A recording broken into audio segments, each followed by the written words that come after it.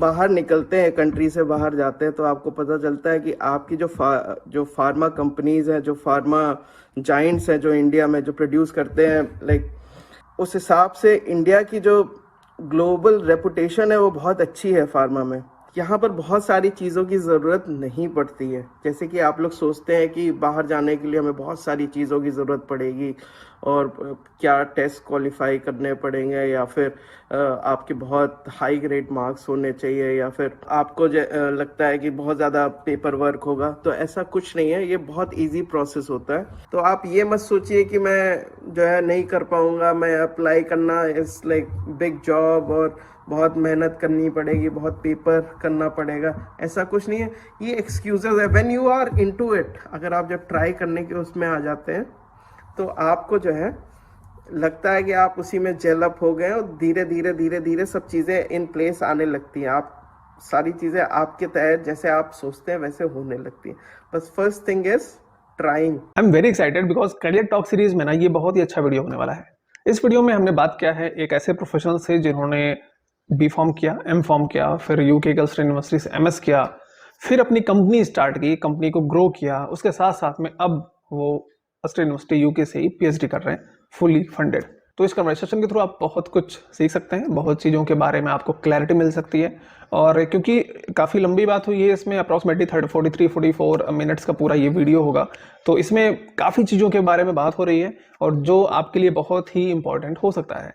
तो I request कि complete video देखिए और समझने की कोशिश करिए कि अगर इस तरह का करियर किसी को परस्यू करना है, अगर किसी को अब्रॉड में इस तरह का करियर करना है, मिडिल क्लास फैमिली है या फिर उसको किस तरह की डिफिकल्टीज आ सकती हैं, क्या बेनिफिट्स हैं, क्या अपॉर्चुनिटीज़ हैं, बहुत सारी बातें एक वीडियो में जो आपके लिए बहुत ही बेनिफिट होगा। एक्चुअली क्या होता है ना, किसी एक की जर्नी से किसी और एक को गाइडेंस मिलता है कि किसी की जर्नी कहाँ से स्टार्ट हुआ और कहाँ तक पहुँचा, और उसकी जो पूरी जर्नी होती है उसमें बहुत सारी चीज़ें वो अचीव करता है, बहुत सारी चीज़ें वो सर्वाइव करता है, बहुत कुछ फेल पास बहुत सारी चीज़ें होती रहती हैं। तो क्या होता है कि उनमें ही बहुत सारे ऐसे एलिमेंट मिल जाते हैं जो किसी और को फ़ायदा उससे मिल सकता है। अब क्या होता है कि आपको पता है कि इंडियन फार्मास्यूटिकल इंडस्ट्री मैन्युफैक्चरिंग के लिए काफ़ी रिप्यूटेटेड है पूरे वर्ल्ड में, है ना। फार्मेसी ऑफ द वर्ल्ड बोला जाता है इंडिया को। इंडिया में फार्मेसी स्टूडेंट काफ़ी D pharm, B pharm, M pharm काफ़ी हैं। मतलब every year approximately 4 lakh graduate pharmacy के पास आउट होते हैं एवरी ईयर। अब यहाँ पे क्या होता है कि लोग डोमेस्टिक लेवल पे भी अपने जो अपॉर्चुनिटीज़ है वो खोजते हैं कि हम यहाँ पर क्या कर सकते हैं। बट उसी के साथ साथ में कुछ लोग ऐसे भी हैं जो फॉरेन के लिए भी देखना चाहते हैं कि अगर हमें अब्रॉड में हायर स्टडीज़ करनी हो तो हम कैसे कर सकते हैं, क्या अपॉर्चुनिटीज़ हैं, और वो करने के बाद उन्हें क्या क्या और ऑप्शंस मिल सकते हैं।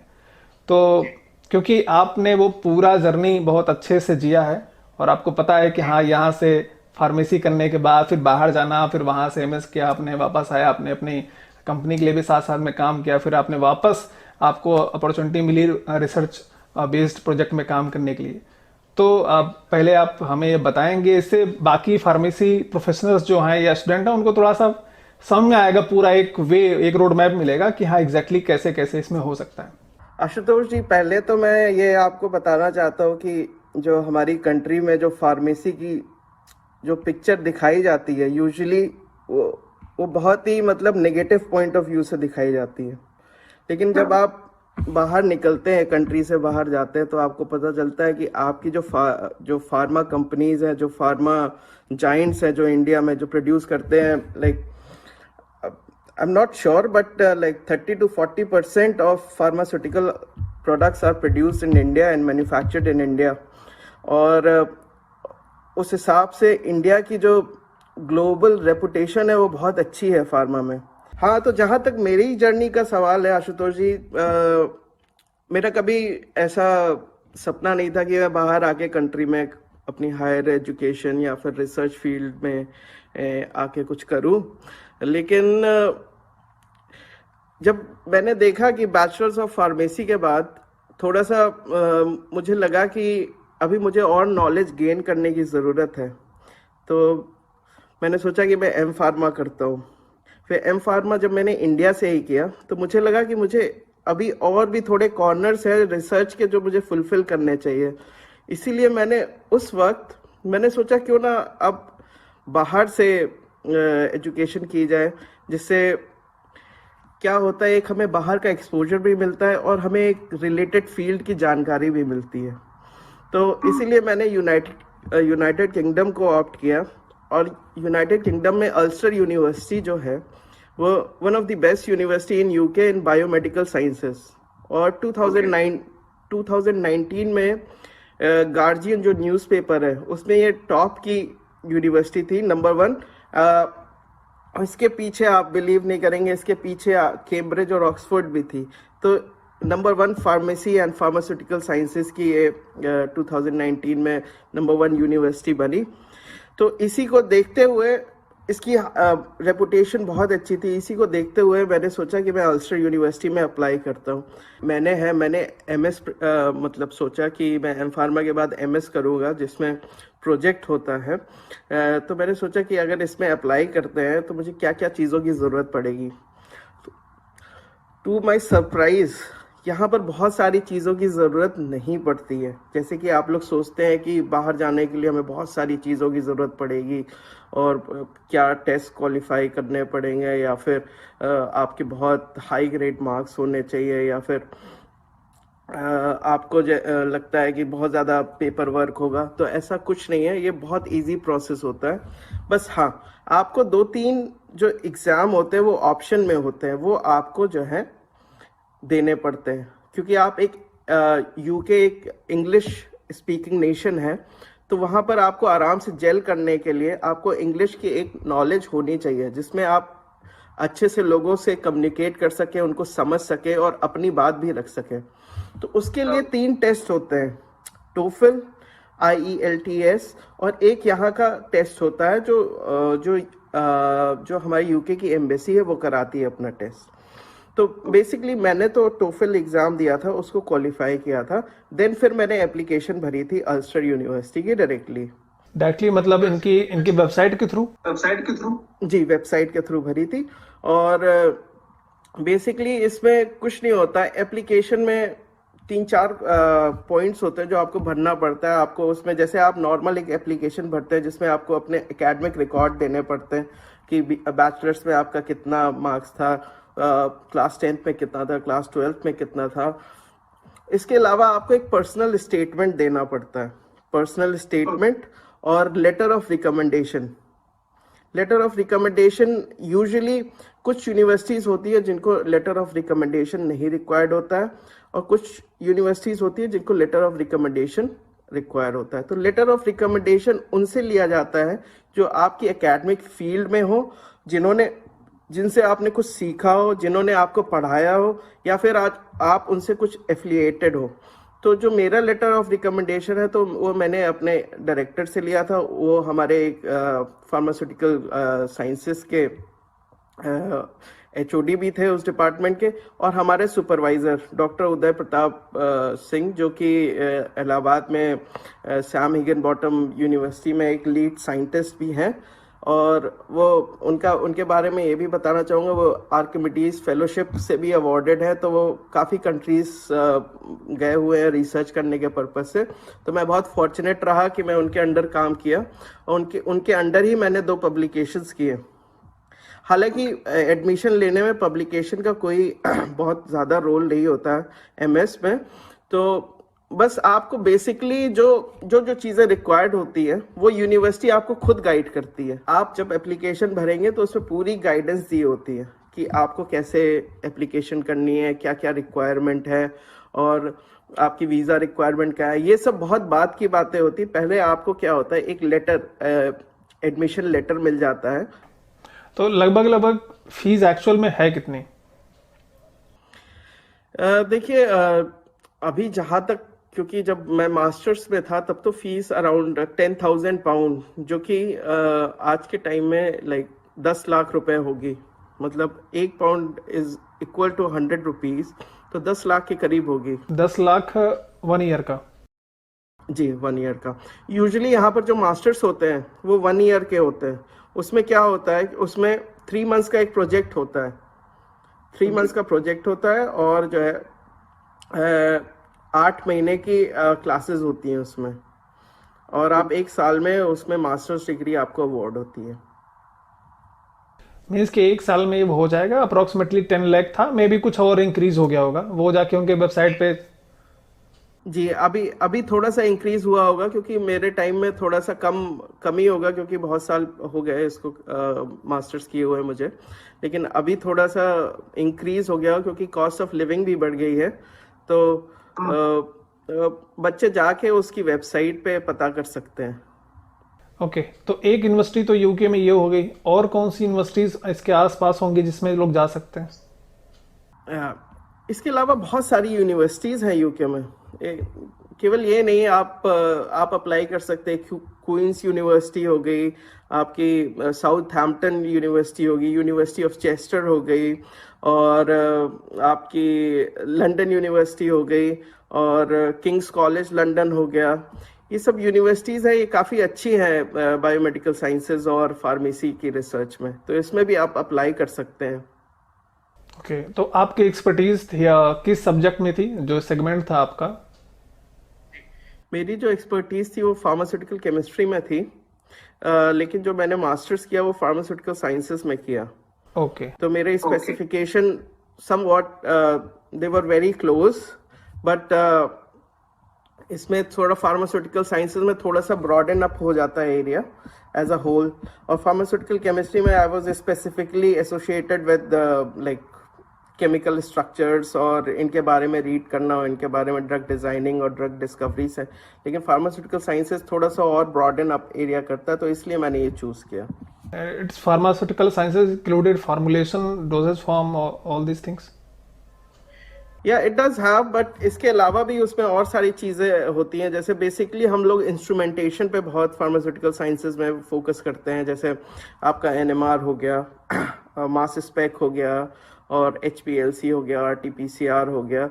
इसके अलावा और सारी जो टेक्निक्स हैं वो बहुत स्टेट ऑफ आर्ट टेक्निक्स होती हैं, जो कि बहुत ही आप इंडिया में कम पाएंगे, कम इंस्टीट्यूशन में पाएंगे। यहाँ पर सब चीज़ें वेल मेंटेन और वेल इक्विप्ड होती है लैब, तो इसमें आपको सीखने का बहुत अच्छा एक एक्सपोजर मिलता है। ओके, बहुत अच्छा। तो आपने जब MS वहाँ से कंप्लीट किया, फिर आप वापस इंडिया आए? जी, देखिए आशुतोष जी, मेरा एक बचपन से ड्रीम था कि मैं एक अपना बिजनेस सेट करूँगा। मेरा जो मुझे एक बाहर का एक्सपोजर चाहिए था, मुझे देखना था चीज़ें कैसी होती हैं बाहर, और कैसी पढ़ाई होती है, कैसा रिसर्च होता है। तो मैंने अपना 2013 में 2013 दिसंबर में अपना मास्टर्स ख़त्म करके मैं वापस इंडिया आ गया 2014 में। फिर मुझे लगा कि थोड़ा सा अगर मैं विदेश में रह के आया हूँ तो इसकी जो जो चीज़ें मैंने सीखी हैं यहाँ पर, वो कुछ इंडिया में भी मुझे यूज़ करनी चाहिए, और थोड़ा सा इकोनॉमी को बूस्ट अप करने के लिए भी हमें कुछ करना चाहिए। हालांकि हम बहुत ही छोटे प्लेयर हैं इस हाँ, चीज़ बट में, छोटे लेकिन छोटे प्लेयर्स मिलकर छोटी-छोटी काफी चीज़ें, इम्पैक्ट करते हैं। जी, छोटी छोटी चीज़ें बहुत इम्पैक्ट करती है। तो फिर मैंने 2014 में पूरा प्लान किया कि कैसे मुझे एक कंपनी सेट करनी है जो फार्मास्यूटिकल्स की सेल्स एंड मार्केटिंग में डील करेगी। तो 2001 साल की मेहनत में मैं और हमारे कुछ पार्टनर्स थे, कुछ फेलो कलीग्स थे यहाँ के भी, यूके के, जिन्होंने हेल्प करी मुझे सेटअप करने में। तो 2015 में मैंने अपनी एक कंपनी रजिस्टर करी, और फिर उसके बाद हम लोग ने पूरी जो गवर्नमेंट फॉर्मेलिटीज़ वगैरह होती, लाइसेंसिंग सब लेके ऑफिस अपना बना के एंड एवरीथिंग करके हम लोग ने अपना बिजनेस स्टार्ट किया। तो हम लोग ने अपने कुछ प्रोडक्ट्स निकाले, लाइक मेनली एंटीबायोटिक्स निकाले, मल्टीविटामिन्स निकाले, एंड कुछ सिरप्स निकाले। फिर धीरे धीरे हम लोग थोड़ा सा स्टार्टिंग में स्ट्रगल करते हैं। आप जब मार्केटिंग में, जब आप बिग जाइंट से आप जब compete करते हैं, तो आप थोड़ा सा स्ट्रगल करते हैं। लेकिन मेरे साथ एडवांटेज ये था कि चूंकि मैं बाहर से पढ़ा था, एक एडवांटेज था, मुझे थोड़ी सी और नॉलेज थी चीज़ों की, है ना। तो इसके साथ साथ मैं सेल्स के अलावा मैं और यूनिवर्सिटी से भी कोलैबोरेट करने लगा, जिनके पास रिसर्च प्रोजेक्ट्स थे।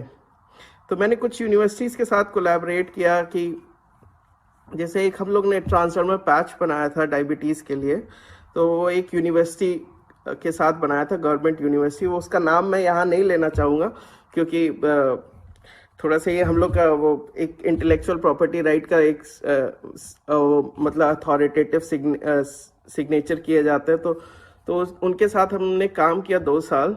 तो ये जो हमें बाहर का एक्सपोजर था, तो ये बाहर का एक्सपोजर हमारे लिए बहुत काम आया। तो एक तरफ हम मार्केटिंग और सेल्स अपने प्रोडक्ट के कर रहे थे कि हमारे पास मल्टीपल प्रोडक्ट्स हो गए थे। फिर उसके बाद हमने नॉर्मली कंपनी की फ्रेंचाइजी भी लेके उससे अपने प्रोडक्ट रेंज बढ़ा लिए थे। और दूसरी तरफ मैं पर्सनली इन्वॉल्व था रिसर्च करने में, और लाइक द बेसिक मोटो जो हमारा था कि to produce like potent but financially economical therapeutic option for diabetes. तो ये क्योंकि आप समझते होंगे कि डायबिटीज़ जो है अभी आजकल इंडिया में, मतलब आप गांव में भी चले जाएंगे तो डायबिटीज़ के पेशेंट आपको मिलेंगे। तो हम लोग का यही था कि जब इतना एक एक्सपोनेंशियल ग्रोथ है डायबिटीज़ की, तो हमें एक ऐसा थेरेपेटिक ऑप्शन चाहिए जो ना कि चीप हो बट पोटेंशियल भी हो, जिसमें एक्टिविटी बहुत अच्छी हो, जो कि मतलब everyone can afford around the world. मतलब हमारा मोटो तो यही है कि अराउंड द वर्ल्ड प्रमोट करें, लेकिन जो इंडिया में स्पेशली जो हमारे अंडर प्रिविलेज क्लास होते हैं उनके लिए ज़्यादा हम लोग ने काम किया। तो वो प्रोजेक्ट अंडर पाइपलाइन है, अभी हम लोग काम कर रहे हैं उस पर, और maybe in 24-25 will make that product commercial and will see how it goes. और बाकी हम लोग इस पे मेहनत करेंगे। All the best. Thank you. क्या होता है कि चीज़ों को सीखना, to learn from anywhere, but उसको इम्प्लीमेंट करना एक सही जगह पर, वो ज़्यादा इंपॉर्टेंट है। क्योंकि बहुत सारे लोग बहुत कुछ कर रहे हैं, बट क्या होता है कि आपने जो सबसे अच्छी चीज़ की वो ये की कि आपने एजुकेशन लिया, आपने कुछ चीज़ें वो सीखी जो अराउंड द वर्ल्ड थोड़ा कुछ एडवांस लेवल पे चल रहा है, बट वो कैसे लाके हम अपने रूरल एरियाज़ में या फिर अपने ऐसी जगह पर जहाँ पर लोग अपनी उतने सही तरीके से काम नहीं कर रहे हैं, वहाँ पर लाकर उसको इम्प्लीमेंट करना, ये ज़्यादा इंपॉर्टेंट है। क्योंकि इंडिया का हेल्थ केयर सिस्टम अभी इतना अच्छा है नहीं, और क्योंकि बहुत सारी चीज़ों से उसमें दिक्कत है। मतलब हम यहाँ पर काउंट क्या करेंगे, तो उसमें अगर ऐसे छोटे छोटे इफर्ट लोग करेंगे और जिन्होंने काफ़ी कुछ सीखा है, समझा है, काम कर रहे हैं अलग अलग लेवल पे, तो उसका कलेक्टिवली एक अच्छा इम्पैक्ट पड़ेगा। तो आप और आपकी टीम ये काफ़ी अच्छा कॉज पे काम कर रही है। और क्योंकि डायबिटीज़ एक बहुत ही स्पेसिफिक डिजीज़ से बहुत कॉमन डिजीज़ होते चला जा रहा है, बहुत कॉमन हो रहा है। अब आप 10 लोगों से मिलेंगे, उसमें 50-60 प्लस लोगों से, तो उनमें से 10 में से 7 लोगों को डायबिटीज़ हुआ होगा। मतलब मुझे ऐसा नॉर्मल लगता है बात करके सबसे। तो ये बहुत ही कॉमन हो चुका है, और इस पे अगर काम किया जाएगा अच्छे से तो बहुत ज़्यादा वो ज़रूरत भी है। ये मतलब ये टाइम का रिक्वायरमेंट है कि हमें ऐसा काम करना चाहिए। That's great. एक चीज़ मैं और आपको बताना चाहता हूँ कि जैसे जब मैं बाहर से पढ़ के आया इंडिया में, तो लोगों की जो इंडियन मेंटालिटी है वो बहुत जजमेंटल है। तो उससे आपको कभी डिप्रेस नहीं होना या एंशियस नहीं होना है कि अब मैं बाहर से पढ़ के आया हूँ, अब मैं क्या। आपको हमेशा स्क्रैच से स्टार्ट करना पड़ेगा हर चीज़। तो मैंने जो अपनी कंपनी, मतलब मैंने क्या, मतलब हमने दो तीन लोग हम लोग मिलके जो हम लोग ने कंपनी स्टार्ट की वो बिल्कुल स्क्रैच से, और हम लोग ने compete किया one of the biggest giants in the pharmaceutical company, and we were able to replace them with our own products.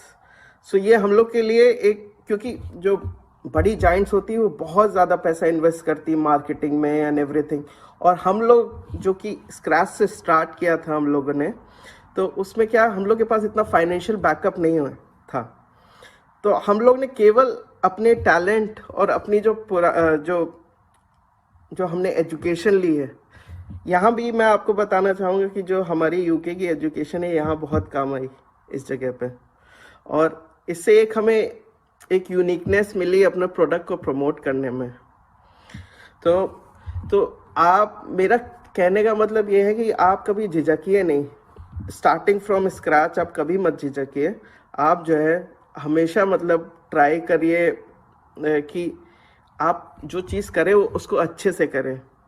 आप जानते होंगे आशुतोष जी, आप बहुत दिनों से फार्मा की फील्ड में हैं, आप समझते होंगे कि मार्केटिंग में जो एमआर मार्केटिंग रिप्रेजेंटेटिव जाते हैं उनके साथ कैसा बिहेवियर होता है, वो कैसे मतलब कैसे कोप करते हैं। लेकिन आप ये वही जगह होती जहां आपको सबसे ज़्यादा सीखने को मिलता है।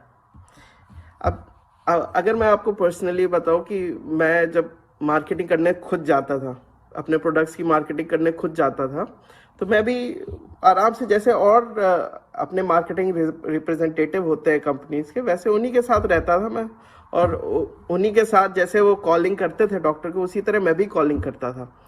आपको पता है कि एक भीड़ है और उस भीड़ में आपको अच्छे से निखर के आना है कि आप दिखें उसमें, है ना।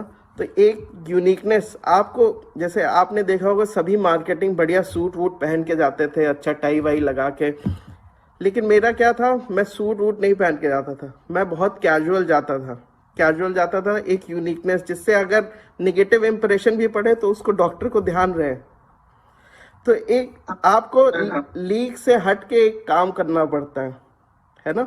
और बेसिकली हम जो समझते हैं लाइफ में, आपके कपड़ों की वैल्यू नहीं होती जितने आपके एक्शंस की वैल्यू होती है। तो आपके एक्शंस अच्छे होने चाहिए, ना कि कपड़े। आप किस तरह का ऑरा लेके जा रहे हैं, क्या पॉजिटिविटी है, क्या आपका कॉन्फिडेंस है, वो आपके चेहरे पे, आपकी बॉडी लैंग्वेज पे दिखता है। तो केवल सूट बूट पहन के टाई अब अगर किसी कंपनी के एम्प्लॉय हैं तब तो उसका प्रोटोकॉल एसओपी तो फॉलो करना है, बट अगर कोई खुद अपने प्रोडक्ट को लॉन्च कर रहा है, उसको खुद अपनी ब्रांड पोजीशनिंग करनी है, तो बिल्कुल उसे कुछ इस तरह का स्ट्रेटजी रखना चाहिए जहां पर वो स्टैंड आउट करे। और इस चीज को मुझे भी लगता है, क्योंकि मैं मार्केटिंग फील्ड में तो नहीं हूं, मैं तो मैं मार्केटिंग फील्ड में नहीं था, मैन्युफैक्चरिंग में था, बट हाँ इस चीज को मैंने फील किया है कि मार्केटिंग के जो बंदे होते हैं, जो मेडिकल रिप्रेजेंटेटिव्स होते हैं, उनको डॉक्टर, उनके रिसेप्शनिस्ट तो जैसे ट्रीट करते हैं वो तो करते ही हैं, एक नॉर्मल सोसाइटी में जो उनका एक इमेज है वो बहुत ही मतलब एक खराब बना दिया है। ऐसा लगता है कि ये लोग ऐसा ही हैं, बस बैग लेते हैं और बेचारे खड़े रहते हैं, ऐसा करते हैं वैसा करते हैं। बट अगर देखा जाए तो पूरी इंडियन जो डोमेस्टिक पूरा मार्केट है, बहुत बड़ा मार्केट फार्मा का इंडिया का है, वो वही लोग रेगुलेट कर रहे हैं। क्योंकि किसी भी फार्मास्यूटिकल कंपनी का प्रोडक्ट जब डॉक्टर तक पहुंचता है तो वो तो उसका तो सारा डिटेलिंग वही लेके जाते हैं और वही प्रिस्क्राइब करते हैं। तो ये थोड़ा सा गड़बड़ तो हुआ है, और इसकी वजह से बहुत सारे लोगों को ये भी लगता है कि यार कुछ भी करना है, एमआर नहीं बनना। जैसे मैं खुद बता रहा हूँ, जब बीफॉर्म खत्म किया था तो मेरे पास एक ऑफर था एक बहुत अच्छी कंपनी से, और मैंने लिटरली ऐसे मना किया, बट मैं कहा मुझे नहीं करना है एमआर, मुझे मैन्युफैक्चरिंग में जाना है। तो सबका अपना अपना इंटरेस्ट हो सकता है, बट मैं ये कहूंगा कि जो अगर कोई मार्केटिंग बहुत अच्छा कर रहा है तो मुझे लगता है कि वो स्किल बहुत ही इंपॉर्टेंट है, और आपको झिझकना बिल्कुल नहीं चाहिए, क्योंकि जिसके पास मार्केटिंग की स्किल है ना, वो कुछ भी कर सकता है लाइफ में। बिल्कुल सही कह रहे हैं। ये एक मार्केटिंग करना कोई आसान काम नहीं होता। मार्केटिंग करने में आपको जो स्किल्स जो लगती है, कन्विंसिंग स्किल्स जिसको हम बोलते हैं, कि आप किसी को कन्विंस करते हैं आपको अपना प्रोडक्ट लिखने को, प्रिस्क्राइब करने को, दैट इज़ नॉट इजी। और जो हमारे जो एमआर मार्केटिंग एग्जीक्यूटिव और मार्केटिंग रिप्रेजेंटेटिव करते हैं, ये बहुत मतलब टफ जॉब है, जो कि वो बहुत आसानी से और हंसी खुशी से करते हैं पूरी तरह। ये एक सोसाइटी का इम्पैक्ट है, जो मार्केटिंग एमआर का जो इम्पैक्ट है, जो टैग लग गया है। Like usually in the society हमने देखा है कि अपने यहाँ उसको कंपाउंडर बोलते हैं, कि कंपाउंडर है या दवा बांटने वाला है, मतलब उसको एक रिस्पेक्ट से नहीं देखते। लेकिन जो लोग इन चीज़ों को इग्नोर करके अगर अपने काम पे डटे रहते, वो आगे निकल जाते हैं, और जो लोग इससे इम्पैक्ट हो जाते हैं वो ठहर जाते हैं। तो इससे हमें कभी इम्पैक्ट मतलब इससे हमको कभी इम्पैक्ट होना नहीं चाहिए, और हमें अपने काम पे फोकस रखना चाहिए अगर हमें आगे बढ़ना हो। आप किसी भी फील्ड में जाओगे, देयर वुड बी सम और the other people who will try to bring you down. तो आपको नीचे नहीं जाना, आपको ऊपर ही बढ़ना है। तो आप ये मत सोचिए this is limited to pharma field. These things happen in every field, yes. each and every field. कोई भी इंडस्ट्री बिना मार्केटिंग के नहीं चलती है, और किसी भी इंडस्ट्री में अगर सबसे ज्यादा रिसर्च के बाद, या मैं कहूँ रिसर्च के बराबर अगर कहीं पर उनको पे किया जाता है तो मार्केटिंग होता है, क्योंकि उनको पता है कि प्रोडक्ट यही निकालेंगे। आप कुछ भी बना लो मार्केट में, अगर उसकी सही मार्केटिंग नहीं होती है, सही पोजीशनिंग नहीं होती है, तो फिर वो प्रोडक्ट किसी काम का नहीं है, डिजास्टर बन के रह सकता है, वो खत्म हो सकता है। तो ये जो हमारा कन्वर्सेशन स्टार्ट हुआ, क्योंकि हम स्टार्ट किए थे कि हाँ यहाँ करने के बाद हम अब्रॉड कैसे पहुंचे, फिर वहां से जो अगली जर्नी स्टार्ट हुई कि आपने कंपनी स्टार्ट की, वो भी इंडिया में लखनऊ में आके आपने स्टार्ट किया था ये, और यहाँ पर आपने ये सारी चीजें, बहुत सारी चीजें फीस की, बहुत सारी चीजें आपने खुद अप्लाई की। बट इसमें से मैसेज किसके लिए निकलता है कि जो कोई भी मेडिकल रिप्रेजेंटेटिव के लिए अपना करियर बनाना चाहता है, या कोई ऐसा बंदा जो खुद की मार्केटिंग कंपनी स्टार्ट करना चाहता है, वो इन चीज़ों को समझे, और वो किसी और के किसी भी डिसीजन के, किसी के जजमेंट को, या किसी भी तरह का किसी का रिव्यू हो, कुछ भी वो बोल रहा हो, उससे उसको फर्क नहीं पड़ना चाहिए। क्योंकि उसको जब तक क्लियर नहीं होगा कि वो क्या कर रहा है और उसका पोटेंशियल क्या है, तो तब तक वो काम कर नहीं पाएगा। तो ये दिमाग से हटा देना है कि हाँ मुझे ये दिक्कत होगी, वो होगी, लोग क्या कहेंगे नहीं कहेंगे। तुमको अगर अपना बिजनेस सेट करना है, तुम्हें अगर अपना जॉब सेट करना है, तुम्हें हाई स्केल पे पहुंचना है, तो तुम्हें ये सब चीजें करनी पड़ेंगी। अल्टीमेटली मैं सबको बोलता हूं कि फार्मा इंडस्ट्री एक नॉर्मल हेल्थ केयर इंडस्ट्री नहीं है, जहां पर हम किसी को सर्विस दे रहे हैं as a doctor, as a physiotherapist, as a any. हम यहां पर एक प्रोडक्ट डेवलप करते हैं। ये पूरी फार्मा इंडस्ट्री एक प्रोडक्ट डेवलप करती है, और उस प्रोडक्ट को सेल करना ही ऑल ओवर मोटो है। रिसर्च से लेके और मार्केट के रिटेल फार्मेसी तक का जो सबका रोल है, बस यही है कि हम खुद कोई सर्विस नहीं देते हैं मार्केट में। हमारा कोई पर्सनल सर्विस नहीं है। हम एक प्रोडक्ट बनाते हैं, रिसर्च करते हैं, डेवलप करते हैं, मार्केटिंग करते हैं, और लाके सेल कर देते हैं। अब यहां से आप समझ सकते हैं कि एक तरफ हम रिसर्च की भी बात कर रहे हैं, बट दूसरी तरफ कि वो रिसर्च करके प्रोडक्ट मार्केट में आता है, तो फिर अल्टीमेटली वो मार्केट में कैसे पहुंचेगा वो भी पता होना चाहिए। तो इसलिए ये इंपॉर्टेंट है ये सबको समझना कि ये रिसर्च हो, मैन्युफैक्चरिंग हो, या फिर फार्मुलेशन का रिसर्च हो, या फिर क्लिनिकल रिसर्च हो, या फिर मार्केटिंग हो, फार्माकोविजिलेंस का कुछ पार्ट हो रहा हो, या रिटेल फार्मेसी हो, ये सारी चीजें एक दूसरे से कनेक्टेड है सब। जी बिल्कुल, आप सही कह रहे हैं आशुतोष जी। तो अभी ये तो हो गया। अभी हम आते हैं नेक्स्ट पार्ट पे। नेक्स्ट पार्ट ये है कि अभी तो ये कंपनी का आपका काम चल रहा है और सारी चीजें हो रही हैं, बट उसके साथ साथ में आप एक और रोल आप स्टार्ट कर दिए साथ साथ में करना। तो उसके बारे में आप बताइए कि वो रोल कैसे आपने स्टार्ट किया, और अभी एग्जैक्टली आप क्या कर रहे हैं और क्या क्या हो रहा है लाइफ में। देखिए आशुतोष जी, 2015 में कंपनी सेट करने के बाद मैंने 7 साल उसमें काम किया, as a marketing, as a research collaborator, as a managing director, as sometimes being labour as well. उसमें अपने, क्योंकि आपकी कंपनी है, आपका काम है, तो आपको कभी शाय नहीं होना चाहिए। प्रोडक्ट्स अगर आपने कहीं से प्रोडक्ट्स मंगाए हैं, कोई है नहीं आपकी कंपनी में कोई उठाने वाला, तो यू आर देयर, आपकी कंपनी है, उठाओ। That's how you grow up. और इससे आपको हम्बलनेस भी आती है कि आप ये नहीं सोचो कि आप टॉप पे हो, आपको सब चीज़ें करनी पड़ती है।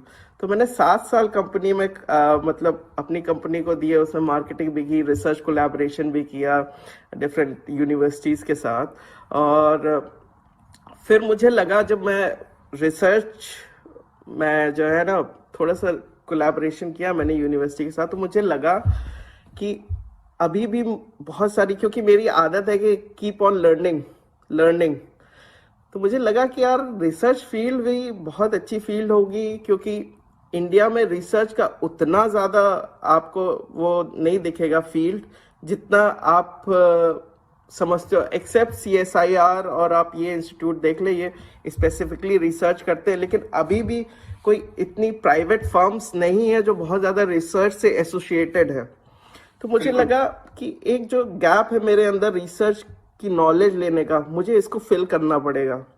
अगर मुझे कभी अपनी कंपनीज में कभी रिसर्च एसोसिएटेड कुछ करना हो, कभी प्रोडक्ट डेवलप करना हो, कुछ न्यू ड्रग डिलीवरी या फिर कुछ ड्रग डिज़ाइन के रिलेटेड कुछ करना पड़े, तो इसके लिए मुझे रिसर्च के बारे में जानने का एक चांस चाहिए। मैंने कई CSIR वगैरह में, मतलब अपनी कंपनी के कोलैबोरेशन के थ्रू मैंने प्रोजेक्ट्स अप्लाई करने की कोशिश की है। और फिर मैंने पर्सनली भी इंटरनेशनल प्रोजेक्ट्स जितने आते हैं अराउंड द वर्ल्ड, फिर मैंने उनको भी अप्लाई किया। मैंने यूएस में अप्लाई किया कुछ प्रोजेक्ट में, क्योंकि बेसिकली जो मेरा फील्ड ऑफ रिसर्च जो मुझे समझना था वो डायबिटीज़ था। तो मैंने उससे associated project all around the world ढूंढना चालू किया कि कौन से साइंटिस्ट या कौन से रिसर्चर इस फील्ड में काम करते हैं और किस तरह का काम करते हैं। तो मैंने उनको डायरेक्टली लिखा कि मैं आपके प्रोजेक्ट में इंटरेस्टेड हूँ, अगर if you have any vacancy तो आप मुझे बताइएगा। तो ऐसे करते करते मैंने 6-7 जगह अप्लाई किया। मैंने बहुत ज़्यादा बॉदर नहीं।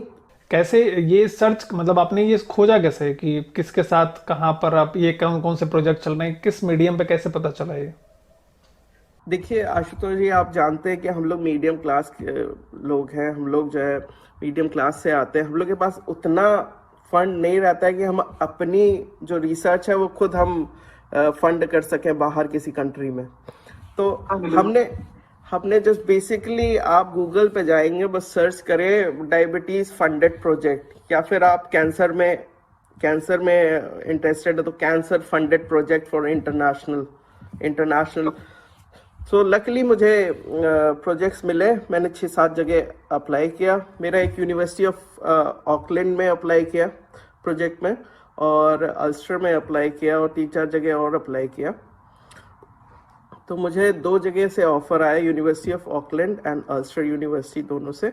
तो मुझे लगा कि क्योंकि मैं यूनाइटेड किंगडम में रह चुका हूँ, मेरी थोड़ी सी मतलब यहाँ पर सेटल होने में मुझे आराम होगा और सब। तो मैंने यूके का प्रोजेक्ट चूज़ किया, और ये प्रोजेक्ट जो था वो फुल्ली फंडेड था। इसमें आपको मंथली स्कॉलरशिप मिलती है, और आपको स्कॉलरशिप इतनी सफिशिएंट होती है कि आपकी अगर बहुत ज़्यादा लैविश लाइफ नहीं है, आप बहुत आराम से अपना जीवन यापन कर सकते हैं, बहुत अच्छे से रह सकते।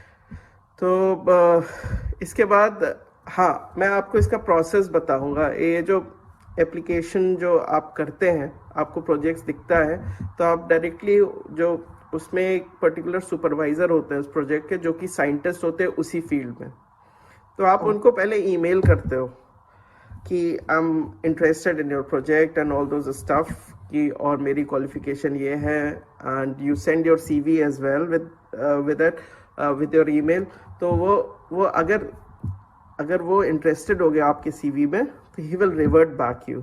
और जब वो रिवर्ट करते हैं तब आप एप्लीकेशन फिल करना स्टार्ट कर दीजिए। तो वो आपको यूजुअली सजेस्ट करते हैं कि आप एप्लीकेशन करें। फिर उसके बाद उसमें इंटरव्यू राउंड होते हैं। तो उसमें इंटरव्यू राउंड्स इतना ज़्यादा टफ नहीं होता। They want to just look कि आपका कितना कमिटमेंट है, क्योंकि जो यूजुअली इंडिया में PhD कभी कभी 6-7 साल जो है खिंच जाती है, लेकिन यहाँ पर क्या है, यहाँ पर आप 3 साल से ज़्यादा PhD में इन्वेस्ट नहीं करते। यहाँ का ये है कि आपका 3 साल का एक टेन्योर है, उसमें आपको फिनिश करनी ही करनी है। तो इंटरव्यूज़ में usually they look for your commitment, क्योंकि जो 3 साल का टेन्योर है उसमें काम बहुत रहता है, आपको सीखने का भी बहुत मौका मिलता है, अच्छी अच्छी चीज़ों की सीखने की, जो न्यू टेक्निकलिटीज़ है जो आपको कभी आपने इंडिया में खुद ऑपरेट नहीं किया है। जैसे जो इक्विपमेंट इंस्ट्रूमेंट जो बहुत महंगे होते हैं, यहाँ पर ये होता है कि आपको खुद ऑपरेट करने का और यूज़ करने का आपके पास एक अपॉर्चुनिटी होती है। तो ये जो 3 साल का पीरियड होता है, ये बहुत रिगरस पीरियड होता है। इसमें वो आपके इंटरव्यू में यही पूछते हैं कि आप कितने अच्छे से कमिटेड हैं, आपका पास बैकग्राउंड क्या कहता है कि आप मतलब जो आपका पास बैकग्राउंड है उससे वो देखते हैं कि आपका रिसर्च ट्रैक रिकॉर्ड कैसा है, एकेडमिक रिकॉर्ड कैसा है। उस बेसिस पे वो एनालाइज करते हैं, और फाइनली जो आपके इंटरव्यू में जो आप कहते हैं, that's the final thing. Interview में आप कैसा परफॉर्म करते हैं, उस बेसिस पे वो आपको फंड्स देते हैं, प्रोजेक्ट में जो है इन्वॉल्व करते हैं। तो बेसिकली मेन चीज़ जो होती है उसके लिए, उसमें आप इंटरव्यू की तैयारी, मतलब इस kind of a random interview, उसमें आप किसी तरह की तैयारी नहीं कर सकते हैं कि ये चीज़ें पूछेंगे। That could be random. आप सोचते हैं कि सब्जेक्ट के बारे में पूछेंगे, हाँ पूछेंगे, लेकिन वो इतना नहीं पूछेंगे, वो आपसे ज़्यादा ये पूछेंगे कि आप कितना कमिट कर सकते हो अपने आप को। क्योंकि यहाँ पर जो वर्कलोड होता है कभी कभी पीएचडी में, वो थोड़ा सा एक्सेस हो जाता है। लेकिन again this is not in the negative sense. जब एक्सेस होता है वर्कलोड, तो आपको बहुत सारी चीज़ें सीखने को मिलती हैं। बिल्कुल बिल्कुल। जी। तो इंटरव्यू राउंड होता है। इंटरव्यू राउंड के बाद फिर जब वो एक आपको लेटर भेज देते हैं कि आपको मतलब पोजीशन मिल गई है, तो आपको फुल्ली फंडेड प्रोजेक्ट के बारे में बताएंगे, पूरा लिखेंगे कितना आपको महीने में कितना स्कॉलरशिप मिलेगी और कहाँ कैसा वीज़ा प्रोसेस होगा, एवरीथिंग। वो बहुत हेल्पफुल होते हैं यूनिवर्सिटीज़, वो आपको हेल्प करते हैं पूरा प्रोसेस करने में। तो आपको किसी एक्सटर्नल एजेंट और ये इसकी ज़रूरत नहीं पड़ती है। हाँ, क्योंकि ये भी समझना बहुत इंपॉर्टेंट है, क्योंकि मार्केट में किस किस तरह के लोग हैं, और कोई बोल भी सकते हैं कि हाँ हम आपको ये दिलवा सकते हैं, इस तरह से करवा सकते हैं, और उसका कुछ अलग से कंसल्टेशन फी ले रहे हो। तो क्योंकि बहुत सारी चीज़ें होती रहती हैं। जी जी। देखिए, कुछ कुछ बहुत ही रेप्यूटेड सेंटर्स भी हैं अपने यहाँ, लेकिन कुछ ऐसा है कि उन रेप्यूटेड सेंटर्स के जो है नीचे कुछ ऐसा धोखाधड़ी का भी काम करते हैं। तो उनसे हमें सावधान रहना चाहिए। अगर आपको कंसल्टेशन लेना है तो बिल्कुल लीजिए। वो कुछ चार्ज करते हैं फीस, लेकिन वो आपको प्रॉपरली गाइड करते हैं, थ्रू आपके एसओपीज बनवाते हैं, स्टेटमेंट ऑफ पर्पस बनवाते हैं, पर्सनल स्टेटमेंट बनाते हैं, लेटर ऑफ रिकमेंडेशंस बनवाते हैं, वो आपको हेल्प करते हैं। तो कुछ है बहुत अच्छे इंस्टीट्यूट है जो स्टूडेंट्स को जेन्युइनली हेल्प करते हैं, लेकिन कुछ है कि जो जिनका जो वर्क एथिक्स है उतना अच्छा नहीं है ना। और पीएचडी जैसे कोर्स में आपको किसी एजेंट की जरूरत नहीं पड़ती है। मेरा कहने का मतलब यही था। जी। इट्स आप इतने स्वयं समझदार होते हैं जब आप पीएचडी के लिए अप्लाई करते हैं कि आप खुद ही ये सब चीजें कर सकते हैं अपने आप। ये तो आपकी जर्नी रहा आपका, आप रिसर्च में और ऐड, आप उसमें और इन्वॉल्व होना चाह रहे थे, आपकी पीएचडी भी हो जाएगी, और फिर उसके बाद आपका ये जो आगे इसका बेनिफिट है वो आपको फ्यूचर में फायदा मिल जाएगा कि आप अपनी कंपनी में हो सकता है आप अपनी R&D यूनिट भी डाल सकते हैं, और जो भी आपको जिस भी प्रोडक्ट पे या जिस भी डोजेज फॉर्म पे या जिस भी मेडिसिन पे आपको काम करना होगा, आप उस तरीके से उसमें जा सकते हैं, क्योंकि आपके एक लॉन्ग टर्म गोल का एक हिस्सा है ये, एक तरह से मैं समझूं इसको तो, है ना। बट बहुत सारे लोग ऐसे हैं जिनको हो सकता है कि वो MS करें बाहर जाके और वहीं पर उनको सेटल होना है, उनको कि उसके बाद वहीं पे जॉब करनी है, या फिर वहीं पे उनको जो भी है उनका पूरा करियर सेट होना है। तो उनके लिए क्या अपॉर्चुनिटीज होती हैं बाहर, वो क्या करें बाहर जाके? देखिए, अपॉर्चुनिटीज तो बहुत होती हैं, अपॉर्चुनिटीज बहुत होती हैं। और अभी प्रेजेंटली क्या है कि कनाडा जैसी कंट्री जो है ना, आपको अगर आपकी एज कम है और आप कोई कोर्स करने वहाँ जाते हैं मास्टर्स, तो आपको बहुत अपॉर्चुनिटीज़ मिलती हैं आपको फार्मा फील्ड में काम करने की। तो अगर आप मास्टर्स करते हैं कनाडा से, तो आपको अपॉर्चुनिटी मिलेगी डिफरेंट R&Ds डिपार्टमेंट में ज्वाइन करने की, और या फिर प्रोडक्ट डेवलपमेंट डिपार्टमेंट जो होते हैं वहाँ कनाडा में, और या फिर यूनिवर्सिटी में भी अपॉर्चुनिटीज़ होती हैं as a lab assistant. Lab assistant आप अपने यहाँ के जैसे इंडिया में लैब असिस्टेंट होते हैं वैसे नहीं होते यहाँ। Lab assistant are highly reputed job, जो बहुत स्टैंडर्ड होता है। Lab assistant means the incharge of the whole lab, और उस लैब में आपको लाइक इंडिया की वैल्यू के हिसाब से करोड़ों के इक्विपमेंट्स होते हैं। तो this is like highly reputed job. So ऐसी पोजीशंस भी होती हैं। और आपको तो पता ही होगा कि companies, pharma companies, manufacturing companies में R&Ds में जॉब होती हैं, प्रोडक्शन में जॉब होती हैं। तो ये सब होती है, तो काफ़ी चैनल ओपन हो जाते हैं। अगर आप यहाँ से डिग्री करते हैं, पढ़ाई होते हैं, तो आपके चांसेस बढ़ जाते हैं सेटल होने के।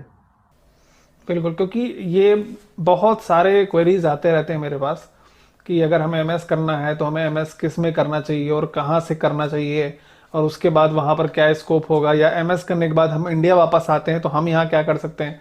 तो मैं ये समझो कि चलिए ठीक है, हम बाहर गए, हमने अब्रॉड में किसी भी अच्छी यूनिवर्सिटी से MS किया, किसी भी सेगमेंट में किया, जो भी आपको समझ में आया, जो भी आपको मिला, और आपको, क्योंकि आपको वहाँ अगर रहना है तो क्योंकि उनका इकोसिस्टम थोड़ा बेटर है इन सब मामलों में, तो डेफिनेटली वहां जाने के बाद आपको और भी कुछ चीजें पता चलेंगे कि हाँ ये और चैनल्स हैं, ये चैनल्स हैं, ये चैनल्स हैं, आप यहाँ पे जा सकते हैं।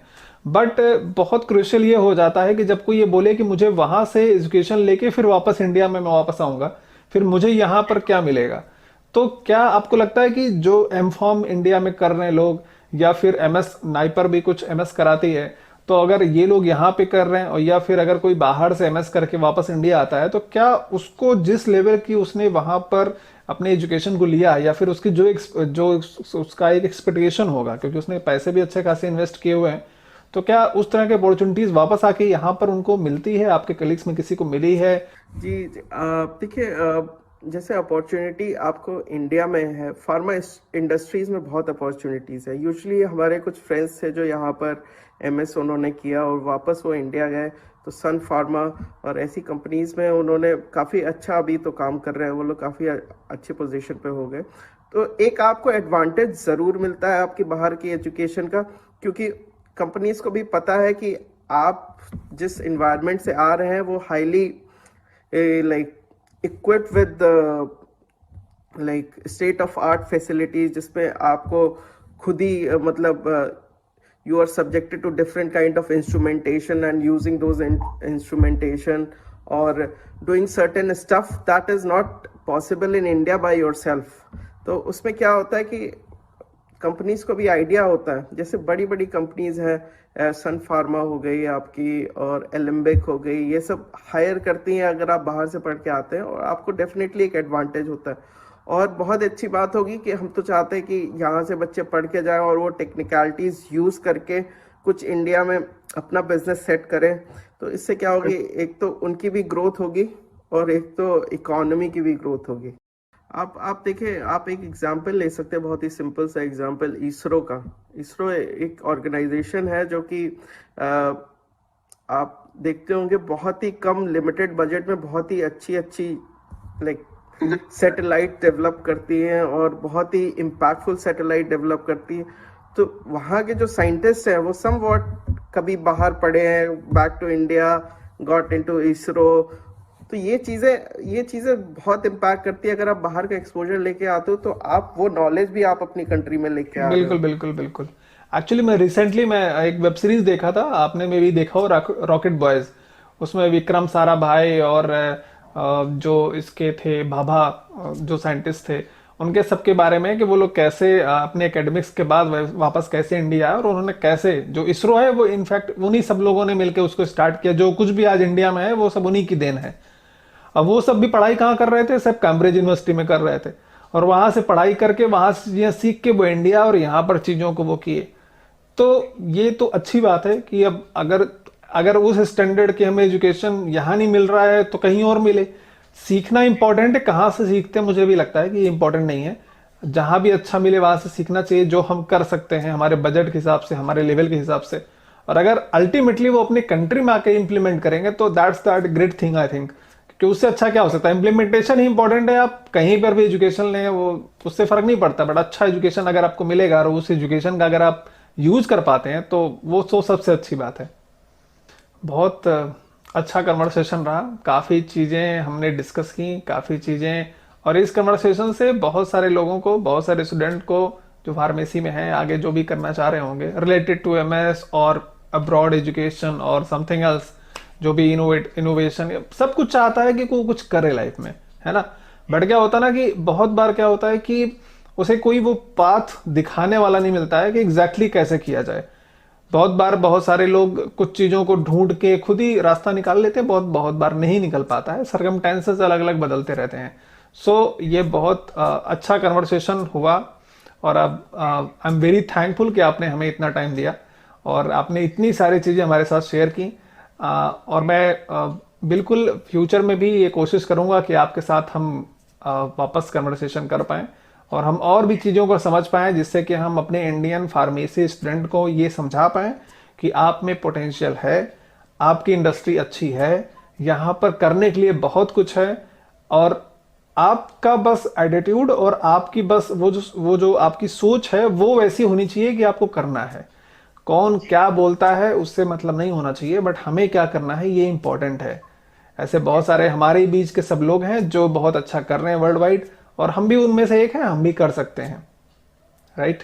आप कुछ मैसेज देना चाहेंगे उन लोगों को जो कोई सोचता है कि मुझे अब्रॉड जाके एजुकेशन करना है तो पता नहीं मुझसे हो पाएगा या नहीं हो पाएगा, तो आप कुछ मैसेज देना चाहेंगे उनको? सबसे पहले तो मैं उनसे यही कहना चाहूँगा कि प्रयास करना बहुत ज़रूरी है। अगर आप प्रयास नहीं करेंगे तो आपका आंसर हमेशा नो रहेगा। अगर आप चाहते हैं किसी फील्ड में घुसना तो ट्राई करें। अगर आप ट्राई नहीं करेंगे तो the answer will always be no. तो नो नहीं होना, मे बी हो सकता है, मे बी यस और नो हो सकता है, लेकिन अगर आप ट्राई नहीं करेंगे तो नो। तो आप परसिस्टेंट रहें, जो आप चाहते हैं उसके लिए परसिस्टेंट रहें, उसके लिए मेहनत करें। और अगर आप मेहनत करते हैं तो आपका लक भी साथ देता है।